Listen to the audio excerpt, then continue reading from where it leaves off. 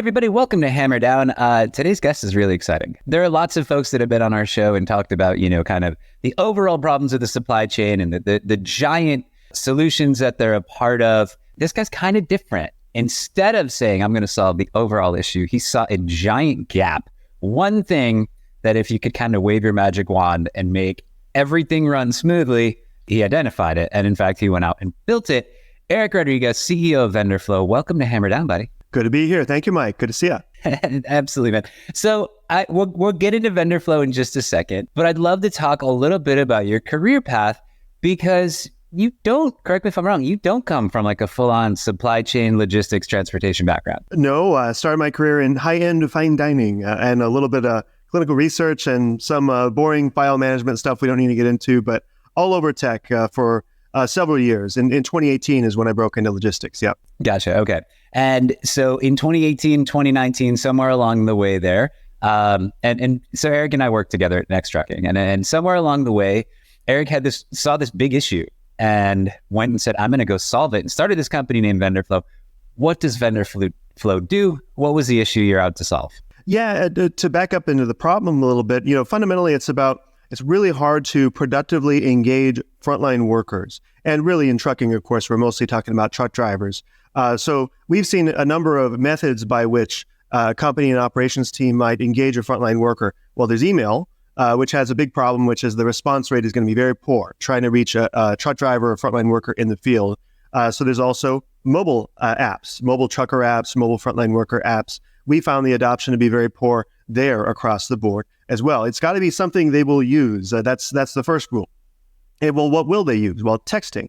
And not just texting, we observed, which SMS, WhatsApp, Telegram, Facebook Messenger. We've even seen Instagram, which is a little too silly. I don't see us supporting Instagram messaging anytime soon.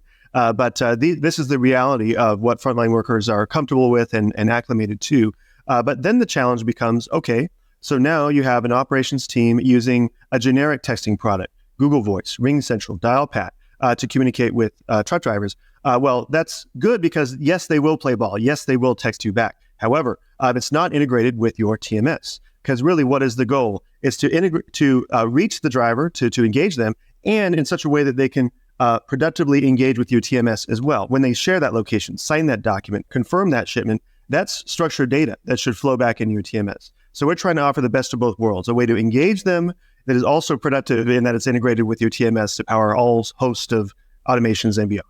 Okay, so let's unpack here. And I hate the word unpack, so bear with me. So essentially we looked around and said, drivers have too many apps. There's app fatigue. Don't necessarily love email. I think a lot of drivers still have Gmail, Hotmail, or even AOL email addresses. But in order to communicate with a truck driver in their native place, and we know where they're going to be. They're going to be on Instagram, to your point.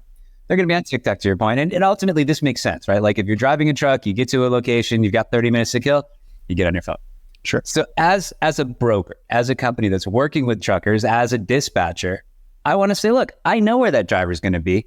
Let me get in touch with him. And that's where you guys come in, right? Yeah, that's right. And we serve freight brokers, trucking companies directly as well, so fleets themselves, and a port as well that we recently closed.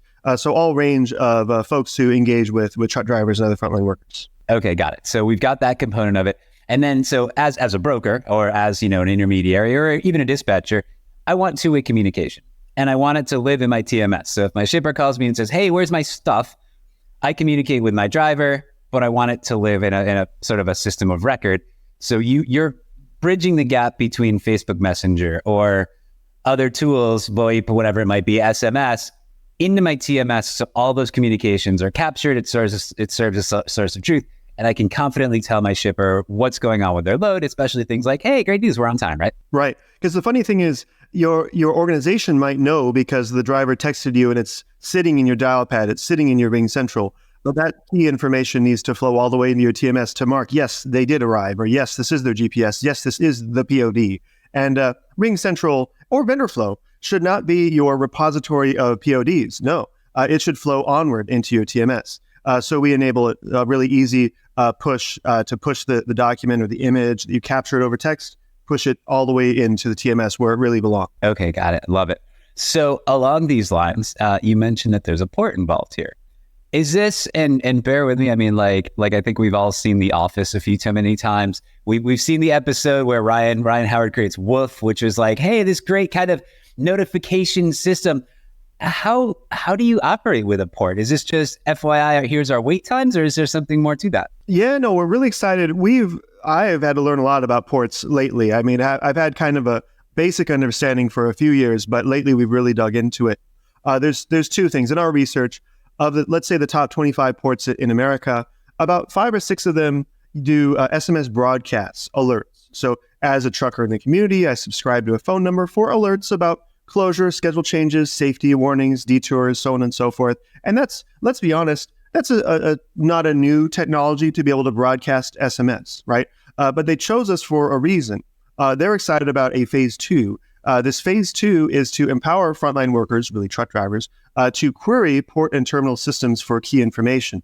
Key information like, imagine this, I'm a truck driver, I have a 40-foot empty Maersk container, I take a picture, submit it by way of Vendorflow texting, and we OCR the image to say, okay, it's this kind of Maersk container, query the port and terminals to say which terminal is accepting this empty right now, because that can be constantly changing based on the port. So to give the driver that information back, okay, terminal 3 is accepting the empty you have, and maybe go a step further to offer them a button to say, make reservation now. So that's really the core loop. And why would a port be motivated around this? Well, reducing port congestion and increasing their turn times. So truck drivers are spending less time going to places where they're just going to be rejected anyway for not having the right chassis or not having whatever the situation may be. It allows frontline workers to be more proactive. Sure. Now, along those lines, one of the things that's sort of interesting to me, like, and folks that, look, again, the audience for this show, it hopefully is folks that haven't, joined the supply chain yet and don't necessarily know this. To your point about like terminal appointments, here in LA Long Beach, there's 13 terminals with 10 different appointment systems. So at the end of the day, this is a really big issue. Like a dispatcher will sit there with 10 tabs open on his or her laptop saying, okay, let me figure out who's open for this, who's open for that. You're solving a massive issue with this. Well, I appreciate that. Yeah, and as are many others, certainly. And we, Vendorflow, our role here, we're not a visibility company. That's not our role. Our role is to provide a simple, lightweight interface, texting, where a frontline worker can run these types of queries. And we're open to all sorts of partnerships to facilitate the trucker accomplishing their goals. That could be a variety of partners, of course. Got it. So then on the back end, you mentioned OCR, which is, what is that? Right. Optical as in eyes, character recognition, just a simple scan of an image or document, which at this point is a reasonably well-solved problem in logistics. A lot of companies have been adopting this technology, but we find applying it to pairing it with the ease of texting is what we find to be special here. Got it. Okay. So I'm a driver. I take a picture. I send it in. And presumably, is it a chatbot on the back end, or where's this information coming from? Yeah, of sorts. If I may slightly spin to its related topic, one thing we're really bullish on that indeed our port customer is bullish on as well is SMS 2.0 is going to be coming live later this year. And that will enable button experiences in the native chat. So where today SMS is words and links and images, the RCS standard 2.0 will allow buttons, voice recordings, read receipts, and a whole host of other functionality. But the buttons are what we're excited about. Because I would never expect a truck driver to type, I have a 40-foot cadet. Not going to happen. But if we give them a really straightforward button, tap, tap, tap, done type of flow, we think that unlocks a big opportunity. And I find the deeper story behind SMS 2.0 quite fascinating, if I may. What's exciting, this is an antitrust story. So an antitrust meaning really kind of an anti-monopoly story. And antitrust has sort of woken up across the EU as well as the States in these last few years. And Apple has been under a lot of heat, a lot of pressure. So they've been making key concessions lately. Very funny. I think you're an iPhone guy. We were texting recently, right? But you text someone on an Android and it's green, right? And we go, oh, that's so lame. They're on Android. However, I'm insulted, by the way. I am absolutely, I'm a green guy. I'm team green all the way. Yeah, Derek was a green guy. Good. Well, what's funny though is that the green guys have been on the right side this whole time because Android has been ready for a higher standard of texting this whole time. They've been begging for it, lobbying for it, ready for it. but Apple has artificially lowered the quality of texting for a long time to make iMessage be the cool thing. Thanks, though, to the antitrust pressure, antitrust is saying, hey, that's a monopolistic behavior. Therefore, you need to adopt this standard for the benefit of everyone except your shareholders. So that's a key theme that we're really excited about. So what does this all mean? Well, Apple announced in November, 5 months ago or thereabouts, that they will be adopting this higher standard later in 2024. I would bet September, October. But we're going to be as ready as can be. So when that day comes, businesses, trucking companies and beyond can really benefit from reaching frontline workers with buttons, which begs the question, well, does that diminish the need for these heavy trucker apps if they can just get everything done over texting? You see the insinuation I'm going for there. Sure, absolutely. So as I think about your entrepreneurial journey, and I think you've got some cool background and some really fun stories here, one of the things I loved is when you announced your seed round, you didn't go find the typical approach. You took something a little bit different there. In what? Sorry, in what facet? What do you mean? Oh, I mean, just it wasn't like a hey, we're a Y Combinator company. You went out and you built a really interesting story of folks who were supportive of the organization, thought you had a good idea. Walk me through a little bit what that was like. No, I appreciate that. Yeah, we are much more inclined to have this be more of a grassroots, groundswell kind of story. Vendorflow is the way it is thanks to the support of dozens, probably hundreds of various people in the industry who have given us great advice, great feedback, whether customers or advisors. I could fill up the rest of our time with shout outs, but I don't know, like Ryan Schreiber certainly comes to mind, and all host of Gary Kendall comes to mind, all range of folks come to mind in informing this. So yeah, and indeed, a lot of this comes from actual real life stories of our customers. So that's driven a lot of it. That's right. Sure, absolutely. So Eric, what are the questions I ask everybody that's a guest on the show? If I'm a recent or soon to be or a new college grad thinking about our industry, what advice would you give that person as they're like, look, I'm going to try it, I'm getting into it, I don't know if this is the right fit for me? In terms of, for example, they have a startup idea and they're seeing if they want to take the deal.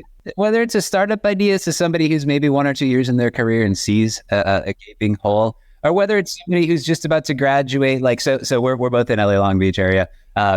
There's a bunch of great schools here, right? Like USC has its supply chain master's program. Long Beach State is terrific. There's a bunch of other ones.